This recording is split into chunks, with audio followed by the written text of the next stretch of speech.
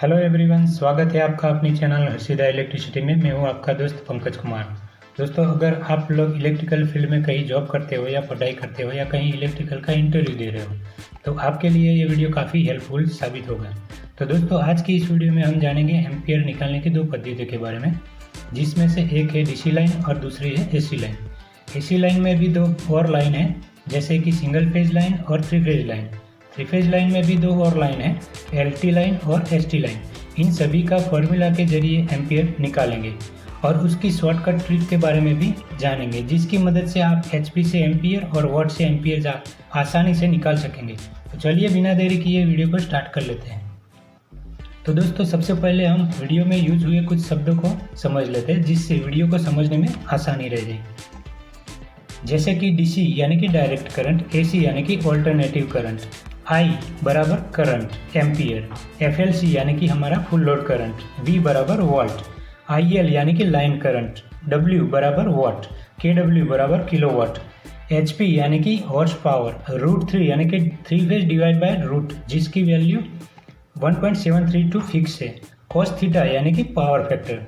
दोस्तों, अब हम बात करेंगे डीसी सर्किट की। डीसी सर्किट में एम्पियर कैसे निकालें, तो उसे एक एग्जाम्पल के मदद से समझते हैं। जैसे किसी सर्किट में 24 वोल्ट है और 24 वॉट है, तो उसका एम्पियर कितना होगा।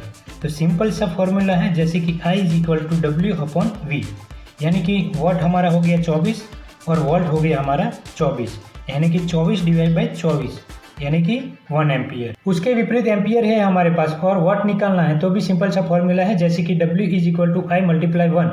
आई हमारा हो गया 1 एम्पियर और वोल्टेज हो गया हमारा 24 वोल्ट, तो 24 × 1 यानी कि 24 वॉट। तो दोस्तों, इस फॉर्मूला की मदद से हमारा एक और प्रश्न क्लियर हो गया, जैसे कि 1 एम्पियर में कितने वॉट होते हैं। तो अगर कोई डीसी उपकरण 1 एम्पियर लोड ले रहा है तो उस उपकरण का वॉट सर्किट में चल रहे वोल्टेज के बराबर होगा। अब हम बात करेंगे एसी सप्लाई की। तो एसी सप्लाई में एम्पियर कैसे निकालें, उसमें सबसे पहले सिंगल फेज की लाइन में फार्मूला की मदद से एम्पियर निकालते हैं, जिसकी फार्मूला डीसी लाइन की फार्मूला के जैसे ही है, बट उसमें पावर फैक्टर को ऐड करना पड़ता है, जैसे कि I = W/V × cos थीटा। इस फार्मूला की मदद से हमें ये पता चलता है कि एम्पियर निकालना हो तो what, volt and power factor का होना जरूरी है। अगर पावर फैक्टर नहीं है तो बाय डिफ़ॉल्ट 0.8 रख सकते हो। तो चलिए इस फॉर्मूला की मदद से एक एग्जांपल को समझते हैं। जैसे किसी मोटर का रेटिंग 1 HP है और 230 वॉट पे चल रही है, तो उसे सबसे पहले 1 HP का वॉट में कन्वर्ट करना पड़ेगा, जिसकी वैल्यू 1 HP बराबर 746 वॉट फिक्स है। तो फॉर्मूला के हिसाब से I = W/V × cos थीटा, यानी कि 746 अपॉन 230 × 0.8 हमारा power factor is equal to 746। तो 230 और 0.8 की वैल्यू को मल्टीप्लाई करने पे 184 वैल्यू आएगी। 746 अपॉन 184 को डिवाइड करने पे हमारा 4.05 एम्पियर की वैल्यू आएगी। ये तो हमने जान लिया कि एचपी और वॉट से एम्पियर निकालने की फॉर्मूला। लेकिन अब हम समझते हैं एम्पियर से वॉट निकालने की फॉर्मूला। इसकी फॉर्मूला भी सिंपल सी है, जैसे कि W = I × V × cos theta, जिसे हम एक एग्जांपल की मदद से समझते हैं। जैसे किसी सिंगल फेज मोटर का FLC 4.05 एम्पियर और 230 वोल्ट है, तो उसका वॉट कितना होगा। तो फॉर्मूला के हिसाब से W = I × V × cos theta, यानी कि करंट हमारा हो गया 4.05, वोल्टेज हमारा हो गया 230 मल्टीप्लाई कॉस थीटा हम लेते हैं 0.8। इन तीनों को मल्टीप्लाई करने पे 745.2 हमारी वैल्यू आएगी, यानी कि 747 वॉट। आगे हमने डीसी लाइन में एक प्रश्न क्लियर कर लिया था, जैसे कि 1 एम्पियर में कितने वॉट होते हैं। तो डीसी लाइन में 1 एम्पियर वोल्टेज जितना रहेगा उतना ही वॉट होगा, लेकिन एसी लाइन में थोड़ा डिफरेंट मिलेगा और वो डिफरेंट पावर फैक्टर के कारण होता है। तो उसे हम फॉर्मूला की मदद से जानते हैं। जैसे किसी सर्किट में 1 एम्पियर और 230 वोल्ट चल रही है, तो उस 1 एम्पियर में कितने वॉट होंगे। तो फॉर्मूला के हिसाब से W = I × V × cos theta, यानी कि I हमारा हो गया 1 एम्पियर, वोल्टेज हमारा हो गया 230 मल्टीप्लाई पावर फैक्टर हमारा हो गया 0.8। इन तीनों की मल्टीप्लाई करने पे हमारी वैल्यू आएगी 184 वॉट। अब हम समझते हैं थ्री फेज लाइन के बारे में। तो थ्री फेज लाइन का एम्पियर कैसे निकाले। थ्री फेज लाइन में एम्पियर निकालने की फॉर्मूला कुछ इस तरह से है, जैसे कि I = KW multiply 1000 upon √3 multiply V multiply cos theta. Three phase line में थ्री फेज होने के कारण √3 को ऐड किया जाता है, जो तीनों फेज की वैल्यू को दर्शाता है, जिसकी वैल्यू 1.732 फिक्स होती है।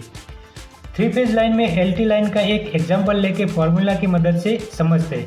जैसे किसी फैक्ट्री में 943 kW 428 volt and 0.991 power factor चल रहा है, तो उसका एम्पियर कितना रहेगा। तो फॉर्मूला के हिसाब से I = KW multiply 1000 upon √3 multiply V multiply cos theta. तो फॉर्मूला के हिसाब से हम उसको थोड़ा सा कैलकुलेट कर लेते हैं। तो KW हमारा हो गया 943 मल्टीप्लाई 1000 अपॉन √3 की वैल्यू है 1.732, वोल्टेज हमारा हो गया 428 मल्टीप्लाई cos थीटा, यानी कि पावर फैक्टर हमारा हो गया 0.991। तो 943 मल्टीप्लाई 1000 यानी कि 9430, और इन तीनों को मल्टीप्लाई करने पे हमारी वैल्यू आएगी 734.624। अब इन दोनों को डिवाइड कर लेते हैं। तो इन दोनों को डिवाइड करने पे हमारी वैल्यू आएगी 1283.64 एम्पियर। तो उस फैक्ट्री में 1283.64 एम्पियर लोड चल रहा है LT साइड का। अब हम थ्री फेज लाइन में HT लाइन का एक और एग्जांपल लेके फॉर्मूला की मदद से समझते हैं। जैसे किसी फैक्ट्री में 66 kV की HT लाइन में 8576 kW 65000 वोल्टेज और 0.987 PF चल रहा है, तो उसका एम्पियर कितना रहेगा। तो फॉर्मूला के हिसाब से I = KW multiply 1000 upon √3 multiply V multiply cos theta. तो फॉर्मूला के हिसाब से इनको कैलकुलेट कर लेते हैं। जैसे हमारे पास KW कितना है, तो 8576 मल्टीप्लाई 1000 अपॉन √3 की वैल्यू 1.732, वोल्टेज हमारा हो गया 65000 मल्टीप्लाई पावर फैक्टर हो गया हमारा 987.987। तो 8576 मल्टीप्लाई 1000 यानी कि 8576000 की वैल्यू आएगी। और नीचे की वैल्यू को कैलकुलेट कर लेते हैं। 1.732 मल्टीप्लाई 65000 मल्टीप्लाई 0.987, तो इन तीनों की वैल्यू आएगी 1116.46। अब इन दोनों को डिवाइड करने पे हमारा एम्पियर निकलेगा 77.18। तो ST लाइन का एम्पियर 77.18 एम्पियर लोड रहेगा। थ्री फेज लाइन का एक और एग्जांपल लेके समझते हैं। जैसे किसी थ्री फेज मोटर का FLC निकालना हो तो कैसे निकालें। मान लीजिए हमारे पास 40 HP की एक मोटर है, तो उसका FLC कितना रहेगा। फॉर्मूला के हिसाब से I = KW multiply 1000 upon √3 multiply V multiply cos theta. तो सबसे पहले हमें HP को KW में कन्वर्ट करना पड़ेगा। तो 1 HP बराबर 0.746 KW है, तो 40 HP बराबर कितना। तो 40 multiply 0.746 is equal to 29.84 KW की वैल्यू आएगी। तो हमें KW मिल गया है दोस्तों। तो अब फॉर्मूला में जोड़ देते हैं। तो KW हमारा कितना है 29.84 मल्टीप्लाई 1000 अपॉन √3 की वैल्यू है 1.732 मल्टीप्लाई वोल्टेज हमारा थ्री फेज लाइन है तो 415 मल्टीप्लाई पावर फैक्टर हम ले लेते हैं 0.8।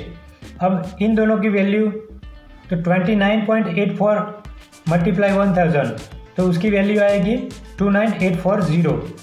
अब नीचे की वैल्यू को कैलकुलेट कर लेते हैं। 1.732 मल्टीप्लाई 415 मल्टीप्लाई 0.8, तो उसकी वैल्यू आएगी 575.024।